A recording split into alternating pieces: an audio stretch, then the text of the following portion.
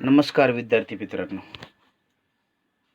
आज आपण Saraswati मंदिरचे Pune night high school व श्रीमंत Dagdusheth Halwai Ganpati trust junior college यांच्या वतीने व्हिडिओ कॉन्फरन्स म्हणजे व्हिडिओ लेक्चरद्वारे आपल्याला शिकवण्यात येत आहे. याचे कारण की आपल्या आजूबाजूला असलेला करोनाचा प्रादुर्भाव, या करोनाच्या प्रादुर्भावामुळे आपल्याला समोरासमोर लेक्चर घेणे शक्य नाही. यासाठी आपण व्हिडिओद्वारा लेक्चर घेणार आहोत. मी प्राध्यापक प्रमोद साळुंके आपल्याला अकाउंट हा विषय शिकवणार आहे 12वीला. आता या 12वीच्या वर्षी तुम्हाला अकाउंट हा इम्पॉर्टंट विषय आहे. म्हणजे कॉमर्स फील्डचा आत्मा असं म्हटलं तरी चालेल. ह्या आधी तुमचं अकाउंटचे लेक्चर झाले, पण ते सुबळकर सरांनी घेतले. सुबळकर सरांनी आपल्याला व्यवस्थितरित्या अकाउंट म्हणजे काय, अकाउंटची बेसिक कन्सेप्ट काय असते, introduction to partnership and partnership final account यामध्ये ते स्टार्ट केलं. त्यामध्ये तुम्हाला पार्टनरशिप म्हणजे काय, पार्टनरशिप फायनल अकाउंट म्हणजे काय, बरोबर, आणि बेसिक मागं 11वीमध्ये काय झालेलं ते बेसिक सांगितलं. एकदम सोप्या भाषेमध्ये सांगितलं आहे, बरोबर. याचे व्हिडिओ तुम्ही नक्की पहा आणि त्यांनी सांगितलेल्या प्रमाणे इन्स्ट्रक्शन करा. आणि सर्वात महत्त्वाचा टॉपिक म्हणजे पार्टनरशिप फायनल अकाउंट. फायनल अकाउंटवरती जास्तीत जास्त आपल्याला मार्क्स पडू शकतात. त्यानंतरचा दुसरा जो टॉपिक आहे account of non profit concern. म्हणजे आपल्याला नॉन प्रॉफिट कन्सर्न म्हणजे काय, की नफा, त्यांचा मेन उद्देश नफा न मिळवणे हा उद्देश असतो. अशा कंपन्यांचं म्हणजे अशा संस्थांचं अकाउंटिंग कसं ठेवायचं हे आपण दुसऱ्या टॉपिकमध्ये पाहणार आहोत. ठीक आहे. त्याआधी मी तुम्हाला जे बेसिक गोष्टी सांगणार आहे. बेसिक गोष्टी म्हणजे काय, आपण अकाउंट म्हणजे काय, अकाउंटची उत्पत्ती कधीपासून झाली, अकाउंट का यूज करावं लागलं, अकाउंटमध्ये काय काय गोष्टी महत्त्वाच्या असतात, आणि आपण अकाउंट कोणाचं ठेवू शकतो आणि कोणाचं ठेवायला लागतं अकाउंट. ठीक आहे. ह्या सर्व बेसिक गोष्टी आपण आज पाहणार आहोत. हे पाहण्यासाठी आपण तयार आहात का? ठीक आहे, तयार आहात. आपण चालू करू. हां, तयार आहात ना? ठीक आहे. आता आपण पहिला 11वीचा टॉपिक बघितला. 11वी स्टँडर्डमध्ये किंवा 11वीमध्ये आपण जो पहिला टॉपिक बघितला आहे तो म्हणजे introduction of book keeping and accountancy. यामध्ये संपूर्ण अकाउंटंट म्हणजे काय किंवा बुक कीपिंग म्हणजे काय सांगितलं होतं. त्यामध्ये सिंगल एंट्री सिस्टीम आणि डबल एंट्री सिस्टीमचा पण अभ्यास केला होता, तो पण ओरली, बरोबर आहे. आणि त्यातलाच लास्ट टॉपिकमध्ये आपण सिंगल एंट्री सिस्टीम म्हणजे काय बघितलं. फायनल अकाउंट म्हणजे डबल एंट्री सिस्टीम, त्यामध्ये डेबिट आणि क्रेडिट असते. ठीक आहे. यामध्ये बेसिक कन्सेप्ट बघितल्या होत्या, बॅड डेब्ट्स, डेटर्स, किंवा आपण म्हणजे डेबिट कोणाला द्यायचं, क्रेडिट कोणाला द्यायचं, ह्या सर्व बेसिक कन्सेप्ट बघितल्या. आता दुसरा टॉपिक आहे fundamental of book keeping and accountancy. आता fundamental of book keeping accountancy हा एकदम इम्पॉर्टंट टॉपिक होता. यामध्ये आपण दोन आस्पेक्ट म्हणजे दोन भागामध्ये विभाजन केलं होतं अकाउंटचं. त्यानंतर कुठल्या भागाला डेबिट द्यायचं किंवा कुठल्या भागाला क्रेडिट द्यायचं ह्या गोष्टी पाहिल्या. आणि अकाउंटिंगचे 3 गोल्डन रूल पाहिले. कोणते? Personal, real, nominal. आता पर्सनल, रिअल, नॉमिनल, आता त्या तिघांचे रूल म्हणजे काय. पर्सनलचं काय, debit the receiver, credit the giver, बरोबर. हा सगळ्यांना रूल माहिती आहे, कारण की हा सगळ्यांनीच करून घेतला असेल. त्यानंतर दुसरं म्हणजे काय, रिअल. रिअल म्हणजे जे अस्तित्वात आहे, म्हणजे असेट्स समजू आपण. त्याचा रूल काय आहे, मालमत्तेचा रूल. त्याचा रूल असेल debit what comes in, credit what goes out. ठीक आहे. आणि त्यानंतर जे आहे नॉमिनल. नॉमिनल म्हणजे काय, त्यामध्ये एक्सपेन्सेस, लॉसेस आणि इन्कम ह्या सर्व गोष्टी येतात, बरोबर. मग त्याच्यावरूनच त्याचा रूल निघलेला आहे, debit all expenses and losses. म्हणजे आपला खर्च आणि जे काय लॉस झाला त्याला डेबिट द्यायचं आहे. आणि credit all income and gains. आता नॉमिनल अकाउंट बघा, नॉर्मली आपल्या अकाउंटमधनं पैसे गेले असेल तर आपल्याला SMS होतो, you have debited to dash dash amount. म्हणजे काय, की आपल्या अकाउंटमधनं डेबिट झालेली अमाऊंट आहे. डेबिट झालेली म्हणजे कट झालेली अमाऊंट. म्हणजे काय, debit all expenses and losses, म्हणजे एक्सपेन्सेस झाला त्यामुळे डेबिट भेटले झालं आपल्या अकाउंटला. त्यानंतर क्रेडिट बघा, क्रेडिट कधी SMS येतो, जर आपल्याला कोणीतरी, आता गुगल पे सर्वजण वापरत असेल किंवा नसेल वापरत, त्यांनी अभ्यास करा की गुगल पेवरती पैसे कोणीतरी पाठवले तर आपल्याला SMS काय येतो, you have credited to dash dash amount. मग आता ही अमाऊंट आपल्या अकाउंटमध्ये क्रेडिट झाली म्हणजे ती अमाऊंट आली. ह्याच्यावरूनच तो नेमो नॉमिनलचा रूल आहे. Debit all expenses and losses, credit all income and gains. आता हे जर हा टॉपिक जरा डीपली बघितला तर आपल्याला समजेल की बिझनेस म्हणजे काय. आपण अकाउंटिंग कोणाचं ठेवतो, बिझनेसमॅनचं नाही, बरोबर. बिझनेसमॅनचं अकाउंटिंग ठेवलं त्याच्या सगळ्या घरच्या गोष्टी बघावं. रेडी, ठीक आहे. आज आपण बघणार आहोत बिझनेस म्हणजे काय. मगाशी सांगितल्याप्रमाणे बिझनेस म्हणजे काय, अकाउंट कोणाचं ठेवू शकतो, अकाउंटंट कोणाचं ठेवू शकतो. अकाउंटंट हा अकाउंट कोणाचं ठेवू शकतो, बिझनेसचा अकाउंट ठेवतो, बिझनेसमॅनचं नाही. बिझनेसमॅन हा वेगळा पार्ट झाला. बिझनेसमॅन हा बिझनेस चालवू शकतो, हे लक्षात घ्या, ठीक आहे. बिझनेसमॅन, मग आपल्याला बिझनेसमॅनचं अकाउंटिंग करायचं म्हटलं तर बिझनेसमॅनच्या घरच्या सर्व गोष्टी बघाव्या लागतील. ह्यासाठी बिझनेसमॅन इम्पॉर्टंट नाही, आपल्याला इम्पॉर्टंट काय आहे, बिझनेस. यासाठी बिझनेसबद्दल आपण बोलणार आहोत. बिझनेस म्हणजे काय की त्यामध्ये खरेदी विक्रीचे व्यवहार जास्त असतात, बरोबर. खरेदी विक्री झाली तर त्याला आपण बिझनेस म्हणू शकतो किंवा व्यवहार म्हणू शकतो, ठीक आहे. ह्यामध्ये आपण कुठली तरी वस्तू विकणार आहे, त्याबदले आपण पैसे घेणार, हे म्हणजे बिझनेस. मग आता मला एखादा बिझनेस चालू करायचा आहे, त्यामध्ये इम्पॉर्टंट 5 गोष्टी असतात. ह्या 5 गोष्टी एकदम महत्त्वाच्या असतात, त्यालाच आपण 5 एलिमेंट्स, अकाउंटिंग 5 एलिमेंट्स म्हणणार आहोत. हे आपण कधी बघितलं, 11वीला दुसऱ्या टॉपिकमध्ये बघितलं, fundamental of book keeping and accountancy, बरोबर. Fundamental of book keeping and अकाउंटन्सीमध्ये आपण 5 गोष्टी बघितल्या. त्यातली पहिली महत्त्वाची गोष्ट म्हणजे कोणती आहे, ती म्हणजे कॅपिटल. भांडवल असल्याशिवाय आपण अकाउंटच्या कोणत्याही गोष्टी बघणार नाही.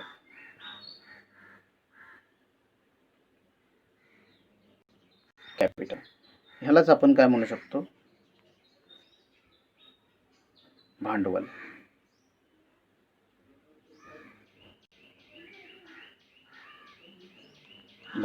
ठीक आहे. कॅपिटल म्हणजेच काय, भांडवल हा कोणत्याही बिझनेसचा एक महत्त्वाचा पार्ट आहे.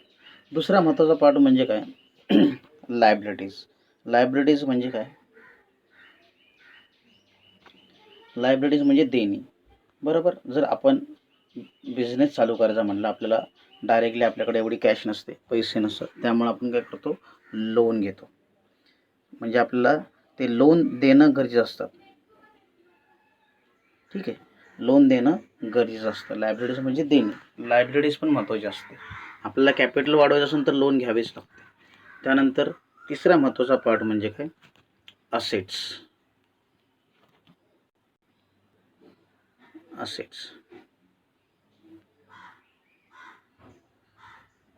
असेट्स हा महत्त्वाचा पार्ट असतो. असेट म्हणजे काय, मालमत्ता. जर आपल्याला एखाद्या गोष्टीचा बिझनेस करायचा आहे, प्रिंटिंग प्रेसचा जर बिझनेस करायचा आहे, तर आपल्याला मालमत्ता असणे गरजेचे असते. मालमत्ता, असेट्स म्हणजे काय, मालमत्ता, ठीक आहे. त्यानंतर महत्त्वाची गोष्ट म्हणजे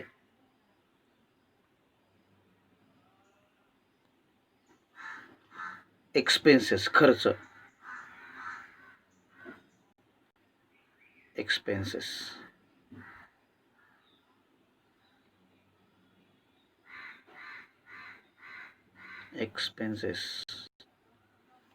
एक्सपेंडिचर पण म्हणू शकतो आपण त्याला. एक्सपेंडिचर म्हणजे खर्च. आता आपली खर्च करायची जर तयारी नसेल तर आपण कोणताच बिझनेस करू शकत नाही. कारण खर्च करणेच म्हणजे बिझनेस करणे. म्हणजे काय की आपण एखादी गोष्ट आपल्याला खरेदी करायची असेल तर आपल्याला खर्च करणे गरजेचे असते. आता जर मगाशी सांगितल्याप्रमाणे जर प्रिंटिंग प्रेसचा मला बिझनेस करायचा आहे, तर प्रिंटिंग प्रेसच्या बिझनेससाठी मला ज्या गोष्टी लागतात म्हणजे कागद. जर मी कागदच घेतले नाही तर मी बिझनेस करू शकतो का. जर माझ्याकडे गिऱ्हाईक आले की मला एक प्रिंट मारून द्या, मला झेरॉक्स काढायची, तर आपण करू शकतो का, नाही. कारण की आपल्याकडे कागदच नाही. त्यासाठी कागद घेणं गरजेचं असतं, खर्च करणं गरजेचं असतं, त्यानंतरच आपण बिझनेस करू शकतो. आणि ह्या सगळ्या गोष्टी करून जर आपल्याला इन्कमच झालं नाही तर आपण बिझनेस करू शकतो का. सगळेजण बिझनेस कशासाठी करतात, इन्कमसाठी. इन्कम म्हणजे काय, आपली मिळकत, मिळकत, बरोबर आहे. ही गोष्ट एक महत्त्वाची असते.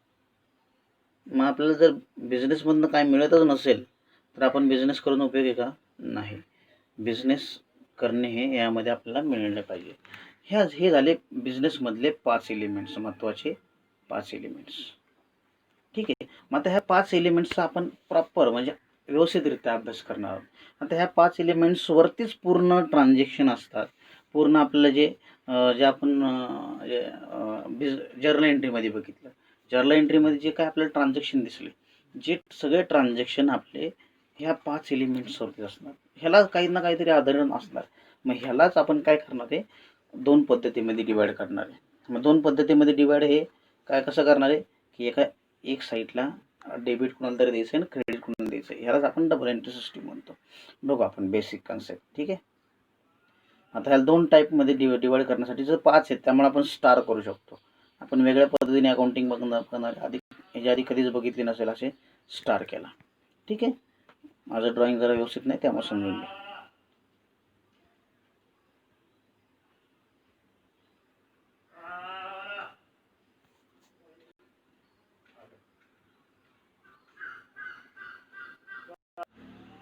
बरं, या गोष्टीचा आपल्याला डीप अभ्यास करत असताना आपल्याला बघायचं आहे कॅपिटल. सी फॉर कॅपिटल, बरोबर. एल फॉर काय येणार आहे, लायबिलिटीज.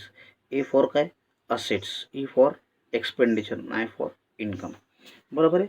असे आपण 5 भागामध्ये डिवाईड केले, बरोबर. हे जे 2 पार्ट केले आपण हा स्टार मधनं कापल्यानंतर आपल्याला 2 पार्टमध्ये कुठल्या तरी एका पार्टमध्ये आपल्याला 3 भाग घ्यायचे आहेत. आपण वरच्या पार्टमध्ये 3 भाग घेऊयात. ठीक आहे. आता हे करत असताना आपण एक पार्ट बघितलं तर आपल्याला एका पार्टमध्ये काय भेटणार आहे, LIC. LIC म्हणजे लाईफ इन्शुरन्स कंपनी. असं होईल का? नाही. LIC म्हणजे liabilities income capital. Liabilities income capital म्हणजे आपण बघितलेलं आहे. त्यानंतर आपल्याला दुसऱ्या पार्टमध्ये आपण काय बघतोय, AE, बरोबर. दुसरा पार्ट काय बघणार आपण, AE. आता हे लक्षात कसं ठेवायचं, तुम्ही जर इंग्रजीमध्ये बघितलं आपण पहिले ओवेल्स, फर्स्ट 5 ओवेल्स म्हणजे काय, त्यात 5च ओवेल असतात. कोणते, AEIOU. त्यातले पहिले दोन शब्द AE असं लक्षात ठेवू शकतो. मग आता सिम्पल झालं, आपल्याला लक्षात ठेवणं सिम्पल झालं. LIC लाईफ इन्शुरन्स कंपनीमध्ये द्वारा लक्षात राहील. आणि AE असेट्स अँड एक्सपेन्सेस हे कशाद्वारे लक्षात राहील, की आपल्या इंग्लिशमधले 5 एलिमेंट्स ह्यामुळे आपल्याला लक्षात राहतील. ठीक आहे. आता हे 2 सापडलेत. मग 2 सापडले म्हटलं आपण काय करू, आपण याला अकाउंटिंग गॉगलमध्ये रूपांतर करूया. ठीक आहे. आता ह्या अकाउंटिंग गॉगलमध्ये आपण याचं रूपांतर केल्यानंतर हा काय झाला, आपल्याला सपोज गांधीजींचा गॉगल झाला, आपण असं समजूयात.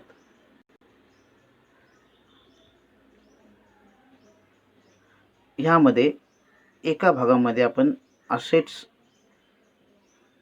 LIC टाकला आणि एका भागामध्ये AE टाकलं. ठीक आहे. एका भागामध्ये आपण LICला आपण त्यामध्ये कन्वर्ट केलं, दुसऱ्या भागामध्ये काय केलं, AEला कन्वर्ट केलं. वेन द LIC इन्क्रीज म्हणजे लायबिलिटीज इन्कम कॅपिटल, हे ज्यावेळेस वाढतं ती साईड कोणती असते, डेबिट साईड असते. कोणती साईड असते, डेबिट. ज्यावेळेस असेट्स अँड एक्सपेंडिचर हे वाढतं ती कोणती साईड असते, क्रेडिट साईड असते. हे लक्षात ठेवायचं. ज्यावेळेस LIC डिक्रीज म्हणजे लायबिलिटीज इन्कम कॅपिटल डिक्रीज म्हणजे कमी होते, त्यावेळेस ती साईड कोणती असते, क्रेडिट साईड. आणि ज्या वेळेस आपल्याला असेट्स अँड एक्सपेंडिचर हे कमी होतं त्यावेळेस ती आपली डेबिट साईड असते. हे कधी लक्षात ठेवा. हे लक्षात ठेवल्यानंतर हे अकाउंटिंग गॉगलमध्ये जर आपण टाकलं तर व्यवस्थित आपल्याला समजणार आहे. ठीक आहे. जर हा आपण अकाउंटिंग गॉगल बघितला, त्या अकाउंटिंग गॉगलमध्ये आपण एका पार्टमध्ये काय टाकलेलं आहे, LIC म्हणजे लायबिलिटीज इन्कम कॅपिटल. ज्या वेळेस LIC वाढते त्यावेळेस ती साईड कोणती असते, डेबिट साईड. आणि ज्या वेळेस LIC कमी होते म्हणजे लायबिलिटीज इन्कम कमी होते ती साईड कोणती असते, क्रेडिट साईड. ज्यावेळेस AE असेट्स आणि एक्सपेंडिचर वाढते त्यावेळेस ती साईड क्रेडिट असते, आणि ज्यावेळेस असेट्स आणि एक्सपेंडिचर कमी होते ती साईड कोणती असते, डेबिट साईड. ही गोष्ट आपण लक्षात ठेवली तर यामध्ये ह्या फॉर्म्युल्यामध्ये कोणतीही जर्नल एंट्री टाका तर आपल्याला एकदम सिंपल आपल्याला समजेल. जर्नल एंट्री बेसिक अजून पण काही जणांची क्लिअर नसेल. जर तुम्ही हा अकाउंटिंग गॉगलचा वापर करून जर जर्नल एंट्री केली तर तुम्हाला एकदम सोपी जाईल. कारण की हा खूप अभ्यास करून आपण हा निष्कर्ष काढला की आपल्याला असं डेबिट कुणाला द्यायचं आणि क्रेडिट कुणाला द्यायचं. कोणत्याही प्रकारची जर्नल एंट्री ह्यामध्ये टाकली तर आपल्याला प्रॉपररित्या जर्नल एंट्री करता येऊ शकते. ठीक आहे. आता पूर्ण एक journal entry, basic journal entry आपण बघूया. जर्नल एंट्री, एक जर्नल एंट्री बघू आपण. ती जर्नल एंट्री म्हणजे आपली बेसिक, म्हणजे आपल्या स्टार्टिंगला, सर्वात स्टार्टिंगला आपण जे पाहिली होती पुस्तकामध्ये,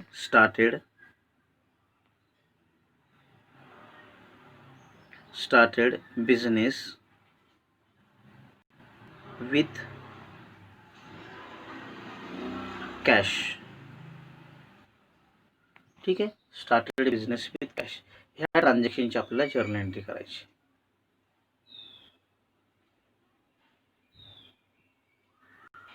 स्टार्टेड बिझनेस विथ कॅश. मग आता हे स्टार्टेड बिझनेस विथ कॅश म्हणजे काय, आपण बिझनेस चालू केला आहे तो कशावरती बिझनेस चालू केलेला आहे, कॅशमध्ये. जर हा कॅशमध्ये बिझनेस चालू केला असेल तर आपल्याला काय जर्नल एंट्री करावी लागेल ते आपण बघणार आहोत.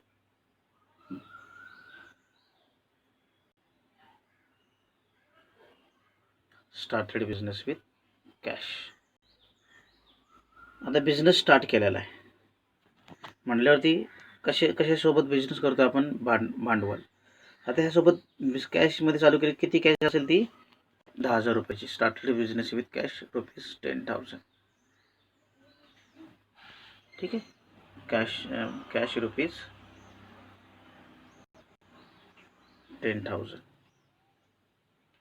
म्हणजे किती रुपयामध्ये बिझनेस चालू केला आपण, 10,000 रुपयामध्ये बिझनेस चालू केलेला आहे.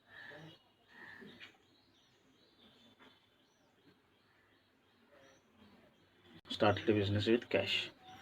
बरोबर. मग आता बिझनेस स्टार्ट केलेला आहे.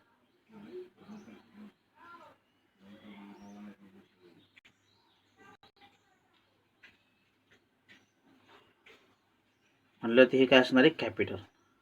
आता कॅश ही आपली मालमत्ता असते. बरोबर. मग कॅश मालमत्ता असते म्हटल्यावरती आपण दोन्ही प्रकारमध्ये हे करू. हे पहिलं काय भेटलं आपल्याला, कॅपिटल. एक एलिमेंट कॅपिटल भेटलं, दुसरा एलिमेंट काय भेटलं आपल्याला, कॅश. ठीक आहे. मग आता ह्याला डेबिट कुणाला द्यायचं आणि क्रेडिट कुणाला द्यायचं. बघा इथं आपल्याला काय भेटलेलं आहे, कॅपिटल भेटलेलं आहे. आता कॅपिटल, आपण जर बिझनेसमध्ये कॅपिटल आणलं तर आपण काय करतोय की आपलं कॅपिटल वाढतंय. म्हणजे आता पहिल्या गॉगलच्या पहिल्या काचेत बघा आपण डेबिट दिलेलं आहे, म्हणजे जर आपलं कॅपिटल वाढलं तर आपण काय करतोय, डेबिट देतोय. बरोबर. आणि जर कॅश, बघा कॅश म्हणजे काय, मालमत्ता आहे. आता जर बिझनेसमध्ये मी कॅपिटल म्हणजेच कॅश आणली म्हटलं, दोन्ही पण गोष्टी वाढणार आहेत. माझ्या बिझनेसमध्ये कॅपिटल पण वाढणार आहे आणि कॅश पण वाढणार आहे. बरोबर आहे. मग कॅश वाढल्यानंतर दुसऱ्या ह्याच्यामध्ये बघा, कॅश म्हणजेच काय, आपली मालमत्ता आहे, असेट्स आहे. बघा इथं असेट दिसतंय का, मग आपली ही काय झाली, वाढलेली आहे कॅश. बरोबर. मग कॅश वाढल्यानंतर आपण त्याला काय देतोय, क्रेडिट देतोय. बरोबर. म्हणजे डेबिट कुणाला भेटलं, कॅपिटलला, आणि क्रेडिट कुणाला भेटलं, कॅशला. ह्यावरून आपण जर्नल एंट्री एकदम सोप्यारित्या एकदम सिंपल पद्धतीने करू शकतो. ठीक आहे. हे अकाउंटिंग गॉगलचे जर तुम्हाला वाटलं तुम्ही स्क्रीनशॉट काढू शकता आणि आपल्या वहीच्या बॅक साईडला किंवा फ्रंट साईडला लिहून ठेवू शकता, कारण जेव्हा तुम्हाला जर्नल एंट्री ह्याचा वापर तुम्हाला होणार आहे. ठीक आहे. ही झाली बेसिक इन्फॉर्मेशन. बेसिक इन्फॉर्मेशन म्हणजे अकाउंटंट कोणाची अकाउंटिंग करतो, अकाउंटंट बिझनेस अकाउंटिंग करतो, हे पहिल्या ह्याच्यामध्ये पाहिलं आपण. आणि त्यामध्ये आपण पाहत असताना अकाउंटंट कशा पद्धतीने अकाउंटिंग करतो त्यातले 5 एलिमेंट्स पाहिले दुसऱ्या धड्यातले. बरोबर. त्यानंतर 5 एलिमेंट्सवरती आपण डेबिट कुणाला द्यायचं, क्रेडिट कुणाला द्यायचं, ह्या सर्व गोष्टी पाहिल्या. ठीक आहे. मग आता आपण हा दुसऱ्या धड्यामध्ये एवढं सगळं पाहिलं. म्हणजे हे 10 दुसरा धडे इतका इम्पॉर्टंट आहे. तुम्ही जर अभ्यास केला असता तर तुम्हाला ह्या गोष्टी तुम्हाला भरपूर डीपमध्ये समजल्या असत्या. बरोबर आहे. त्यानंतर आपण तिसरा टॉपिक बघितला जर्नल एंट्री. जर्नल एंट्रीमध्ये काय होतं की बेसिक आपल्याला हे chequebook, passbook, credit note, debit note आणि त्यानंतर journal entry, basic journal entries त्या आपण त्यामध्ये पाहिल्या. आणि जर्नल एंट्री म्हणजे काय, डेली रेकॉर्ड आणि daily record, day to day record आपण त्यामध्ये मेंटेन करत असतो. म्हणजे जे जे काय डेली जे खर्च, खरेदी विक्री जे होणार आहे ते त्यामध्ये लिहितो. Ledger account. लेजर अकाउंट म्हणजे काय, all accounts are separately maintain. आणि अकाउंट वाईज म्हणजे काही प्रत्येकाच्या नावाप्रमाणे सेपरेट अकाउंट मेंटेन करतो, सेपरेटली मेंटेन. आणि मंथली रेकॉर्ड असतं. हे काय असतं, लेजर अकाउंट असतं. लेजर अकाउंट म्हणजे जर्नल एंट्रीचा आधार घेऊन आपण लेजर अकाउंट करू शकतो. बरोबर आहे. त्यानंतर सबसिडरी बुक. सबसिडरी बुक हे सब जर्नल एंट्री मानलं जातं. सब जर्नल एंट्री म्हणजे काय, हा जर्नल एंट्रीचा प्रकार आहे. जर्नल एंट्रीमध्ये आपण कॅश बुक बघत असतो, म्हणजे कॅश आणि बँकचे रिलेटेड ट्रान्झॅक्शन. आणि सबसिडरी बुकमध्ये आपण सर्व एक्सपेन्सेस, खर्च हे सेपरेट लिहून आपण बघतो. हे झालं सबसिडरी बुक. ह्यामध्ये परचेस बुक बघितलं, कॅश बुक बघितलं. बरोबर आहे. अशा पद्धतीने purchase return book, cash return म्हणजे sales return book, sales book, ह्या सर्व गोष्टी आपण सबसिडरी बुकमध्ये बघल्या. त्यानंतर पुढचा पॉईंट म्हणजे काय, बँक रिकन्सिलेशन स्टेटमेंट. ह्यामध्ये आपण बँकेबद्दल जे चेक पास होतात, बँकेचे जे चेक पास होतात त्यामध्ये काही अडचणी आल्या तर त्या कशामध्ये, आपल्या बँक पासबुक आणि आपलं कॅश बुक ह्याच्या दोन अमाऊंट जर डिफरंट आल्या तर आपल्या काहीतरी चेकमध्ये किंवा आपल्या दिलेल्या ट्रान्झॅक्शनमध्ये काहीतरी चेंजेस असणार. हे दोन्ही पण आपल्याला समान करावे लागतात. हे आपण बँक रिकन्सिलेशन स्टेटमेंटमध्ये पाहिलं. म्हणजे आपला कॅशबुकची अमाऊंट आणि पासबुकची अमाऊंट सेम असली पाहिजे. म्हणजे मी बँकेमध्ये 10,000 रुपये भरले तर बँकेमध्ये 10,000 रुपये दिसले पाहिजे ना. बरोबर आहे. ह्या गोष्टी आपल्याला ह्याच्यामध्ये समजल्या. डेप्रिसिएशन म्हणजे घसारा म्हणजे काय, डिडक्टेड व्हॅल्यू ऑफ द असेटची व्हॅल्यू कमी होते. म्हणजे की तुम्ही शोरूममधनं एखादी टू व्हीलर घेतली, बरोबर, टू व्हीलर बाईक घेतली आणि आपण 1-2 दिवस वापरले, मला ही पटली नाही बाईक, मला ही विकायची. तुम्ही जर 50,000 रुपयाला बाईक घेतली असेल किंवा टू व्हीलर घेतली असेल तर ती टू व्हीलर 50,000 रुपयाला जाईल का, नाही, त्याची अमाऊंट कमी होणार. ती जी काय अमाऊंट कमी झाली वापरल्यामुळं, ती अमाऊंट म्हणजेच काय, डेप्रिसिएशन. हा पार्ट आपण 11वीला बघितलाच होता. त्यानंतरचा 8वा टॉपिक होता रेक्टिफिकेशन ऑफ देअर एरर्स, चुकांच्या दुरुस्त्या. आपल्याला अकाउंटिंगमध्ये काही चुका झाल्या असतील त्या दुरुस्त्या कशा करायच्या, ह्याच्या 4 एंट्र्या होत्या. हा टॉपिक आपण बघितला असेल का नसेल त्याच्याबद्दल मी थोडीशी इन्फॉर्मेशन म्हणजे काय सांगतो की 4 एंट्र्या कोणत्या असतात. ठीक आहे. तो काय त्याचा फारसा उपयोग पुढं होत नाही, पण हा आपल्याला माहिती असण्यासाठी आपण 4 एंट्र्या कोणत्या असतात त्या फक्त बघू आणि पुढं जाऊया. ठीक आहे. 4 कोणत्या एंट्री असतात, एक म्हणजे रॉंग एंट्री. आपल्याला रॉंग एंट्री काय केलेली आहे ती आपल्याला बघावी लागते. आता रॉंग एंट्री बघितल्यानंतर जी काय असेल करेक्ट एंट्री बघावी लागते, ती त्याचे करेक्ट एंट्री करावी लागते. त्यानंतर अपोजिट एंट्री करावी लागते, म्हणजे त्याच्या उलटी एंट्री करावी लागते करेक्ट एंट्री आणि रॉंग एंट्रीची. मग त्यावरून आपल्याला एक करेक्ट एंट्री भेटते. मग करेक्ट एंट्रीची आपल्याला काय करायची, रेक्टिफाय एंट्री. नुसती करेक्ट करून चालत नाही. रेक्टिफाय म्हणजे दोन्हीकडं बॅलन्स राहायला पाहिजे. तिकडची एंट्री पण डिलीट झाली पाहिजे आणि इकडची एंट्री पण डिलीट झाली पाहिजे. अशा 4 एंट्री मिळून शेवटची आपल्याला जी रेक्टिफाय एंट्री भेटते ती म्हणजे काय असते, रेक्टिफिकेशन ऑफ देअर एरर्स, असं या टॉपिकमध्ये बघितलं आपण. त्यानंतर फायनल अकाउंट म्हणजे काय, त्यामध्ये आपण ट्रेडिंग, प्रॉफिट अँड लॉस आणि बॅलन्स शीट या 3 गोष्टी बघितल्या. आणि हेच फायनल अकाउंट आपण आत्ता बघणार आहोत, introduction to final account in partnership. ते आपण कुठं बघणार आहे, पार्टनरशिपमध्ये. ते आपलं आत्ता सुबळकर सर तुम्हाला ते शिकवतात. आपण जे मागच्या वर्षी 11वीमध्ये बघितलेलं सिंगल ओनरचं फायनल अकाउंट म्हणजे प्रॉपर्टी कन्सर्ट, सिंगल ओनर असेल तर, बरोबर, त्याबद्दल सुबळकर सरांनी खूप छान व्यवस्थित सांगितलेलं आहे. त्यानंतर शेवटचा पार्ट आहे single entry system. Single entry system ही काय, सिंगल एंट्री सिस्टीम म्हणजे छोट्या बिझनेसमॅन करता अकाउंटिंग असतं. ते एकदम बेसिक असतं, बरोबर. ते बेसिक आपण 11वीला पाहिलं आहे. ठीक आहे. सिंगल एंट्री सिस्टीम आता 12वीच्या पहिल्या टॉपिकमध्ये सुरुवात झालेलीच आहे आणि पुढच्या लेक्चरला आपण काय करणार आहे, 12वीचा दुसरा टॉपिक म्हणजे नॉन फॉर प्रॉफिट कन्सर्न ह्या टॉपिकला सुरुवात करणार आहोत. ठीक आहे, तोपर्यंत गुड बाय.